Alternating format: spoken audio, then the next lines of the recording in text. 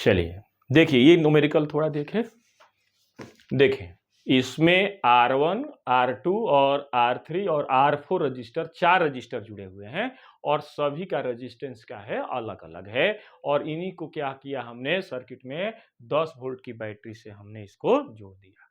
ठीक है, अब हम पहले तो ये पता करना है कि जो है, ठीक है, तो देखिए क्या इसमें फाइंड करना है। पहले हम देखें फाइंड पहला इक्विवेलेंट रेजिस्टेंस, इक्विवेलेंट रेजिस्टेंस। ये देखिए यहां पर पॉइंट ए ले लीजिए, यहां पर पॉइंट बी ले लीजिए। In between point A and B, ठीक। और दूसरा क्या हमें निकालना है, करंट इन ईच रजिस्टर। तीसरा हमें क्या फाइंड करना है, potential difference across each resistor. ठीक, ये 3 क्वेश्चन के माध्यम से सारा कॉन्सेप्ट क्लियर हो जाएगा कि यदि 2 या 2 से अधिक रजिस्टर यदि डिफरेंट मोड में जुड़े हुए हैं तो उसका करंट, पोटेंशियल डिफरेंस और इक्विवेलेंट रेजिस्टेंस हम कैसे निकालेंगे। तो पहले देखें यहां पर जो है हम जो है ये देखिएगा सॉल्यूशन, ठीक।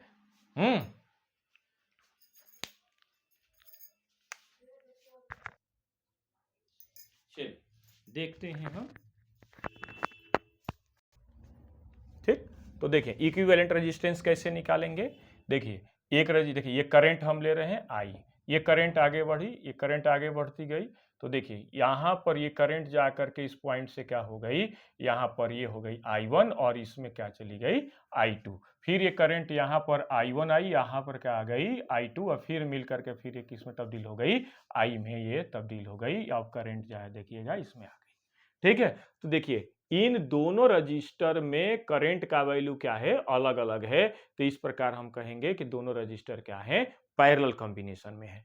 इसमें और इसमें दोनों में करंट क्या है, सेम है, इसलिए ये आपस में क्या हो जाएंगे, सीरीज कॉम्बिनेशन में होंगे। और ये आपस में क्या हो जाएंगे, पैरेलल कॉम्बिनेशन में। तो पहले हम क्या करेंगे, इसको हम देखेंगे, ठीक है।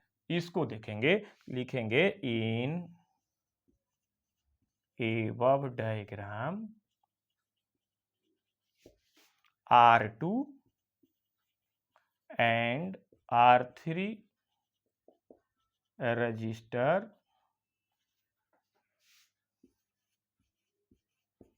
connected in parallel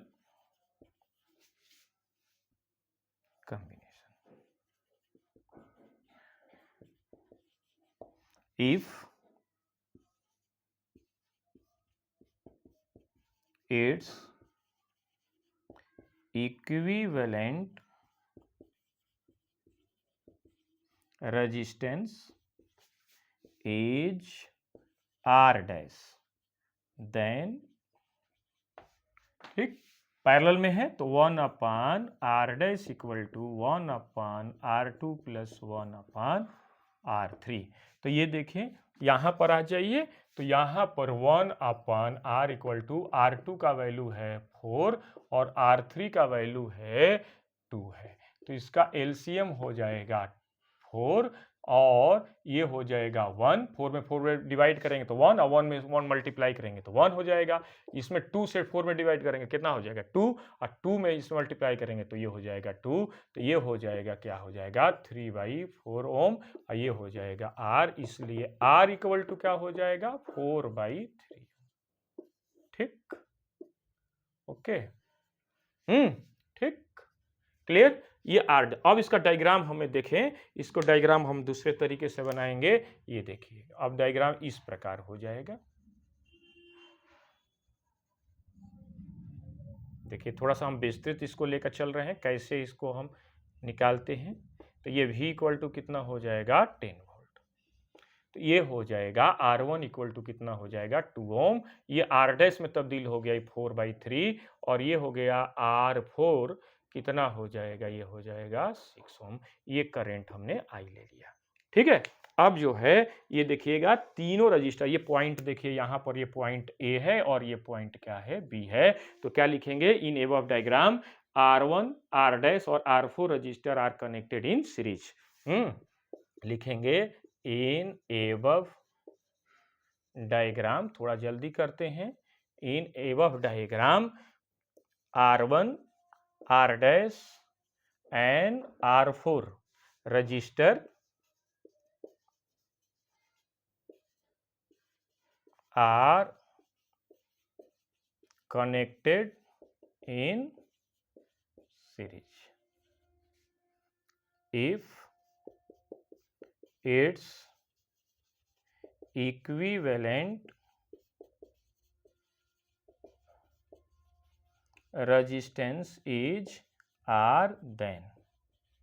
ठीक, तो R इक्वल टू क्या हो जाएगा R1, ये होगा R डैश और ये क्या होगा R4। तो ये क्या हम सम कर देंगे 2 + 4/3 और प्लस कितना हो जाएगा 6। तो ये हो जाएगा 3 और ये हो जाएगा 6, 3 दूनी 6 और ये क्या हो जाएगा 4 और ये हो जाएगा 6 18, यानी ये हो जाएगा 6 4 10 10 10 20 और ये कितना होगा 28 बाई कितना हो जाएगा 3 हो जाएगा। ठीक, ये इतना ओम हो गया। ठीक है, तो ये इक्विवेलेंट रेजिस्टेंस हमें प्राप्त हो गया। ठीक, अब हमें पहला क्वेश्चन जो कह रहा था कि पॉइंट ए और बी के बीच का इक्विवेलेंट रेजिस्टेंस बताइए, तो हमने इक्विवेलेंट रेजिस्टेंस हमने ये कितना फाइंड किया 28/3। ठीक है, ओके। अब देखते हैं यहाँ पर कि दूसरा क्वेश्चन कि करंट इन ईच रजिस्टर। तो करंट इन ईच रजिस्टर कैसे निकालेंगे, देखिए।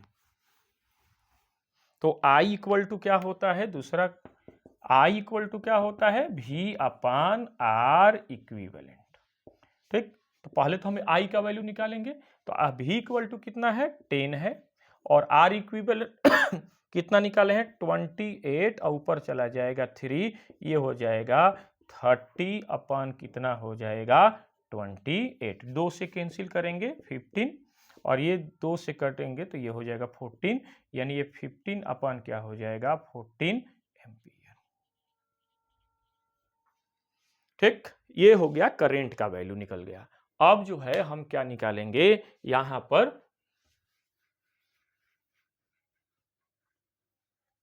ठीक, करंट हम निकाले, करंट निकाल लिया। अब प्रत्येक रजिस्टर के अंदर करंट का वैल्यू, तो देखिए ये करंट जो है देखिएगा R1 रजिस्टर में गई है। इस प्रकार पहले R1 रजिस्टर में करंट का वैल्यू कितनी हो गई 15/14 एम्पियर। अब I1 का वैल्यू निकालेंगे तो यहां पर देखिए इसका पोटेंशियल क्या हो गया V1, इसका पोटेंशियल क्या हो गया V2, इसका पोटेंशियल क्या हो गया V3। ठीक, तो V1 इक्वल टू कितना हो जाएगा, V1 इक्वल टू क्या हो जाए I इंटू क्या हो गया R1। I का वैल्यू कितना है 15 अपन कितना है 14 और R1 का वैल्यू कितना है यहाँ पर 2 है, तो ये कैंसिल हो जाएगा, कितना हो जाएगा 15 अपन क्या हो जाएगा 7 वोल्ट।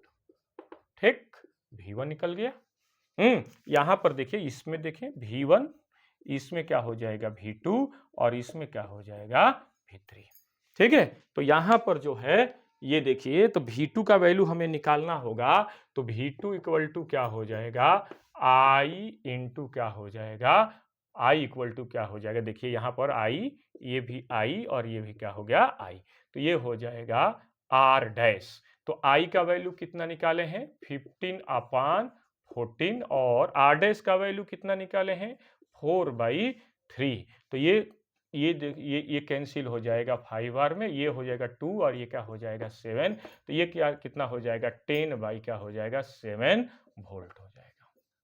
ठीक, अब V3 इक्वल टू कितना हो जाएगा I इंटू क्या हो जाएगा R4। देखिए यहां पर V3 इक्वल टू क्या हो जाएगा, I इसमें करंट जा रही है तो I इंटू क्या हो जाएगा R4। तो I का वैल्यू कितना है 15 और इसका वैल्यू क्या है 14 और R4 का वैल्यू क्या है 6। तो ये 2 3 और 3 बार में कैंसिल हो जाएगा, ये 7 बार में कैंसिल हो जाएगा, कितना हो जाएगा, ये 45 अपन क्या हो जाएगा 7 वोल्ट। ठीक है, ओके।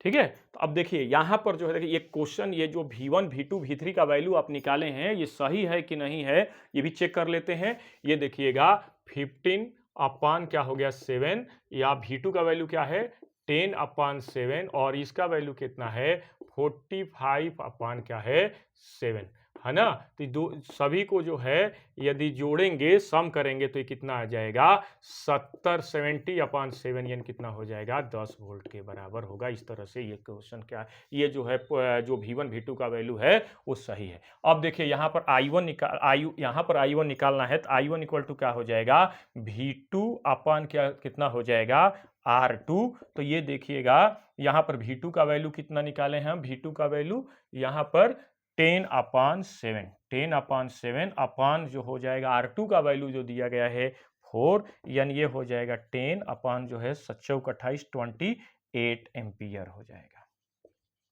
ठीक है, और I2 का वैल्यू कितना हो जाएगा, I2 का वैल्यू कितना हो जाएगा, ये हो जाएगा V2 अपान क्या हो जाएगा R3। तो V2 का वैल्यू कितना है 10, V2 का वैल्यू कितना है 10 अपान क्या है 7, V2 का वैल्यू 10 अपान 7, और R3 का वैल्यू कितना है 2 है, यानी ये कितना हो जाएगा 10 अपान कितना हो जाएगा 14 एम्पियर। तो हमने I1 I2 का मान निकाल लिया, और किसका मान निकाल लिया I1 I2 का। देखिए इसमें R1 वाले में करंट का वैल्यू कितना होगा, I के इक्वल होगा।